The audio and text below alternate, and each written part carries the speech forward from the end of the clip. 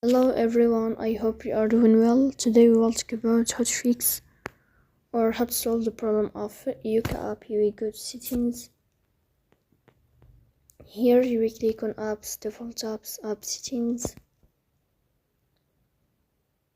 In this list you will search about the application of Yuka and you will enter. Then in this page of app info you will click on first stop and you will click OK. Here you will enter to the window of storage. Then we click on clear cache. In the end, you will turn off your phone and you will wait a moment to restart your phone again to fix that problem. So that's all. Don't forget to support us by like and subscribe. See you next time and thank you for your watching and your attention.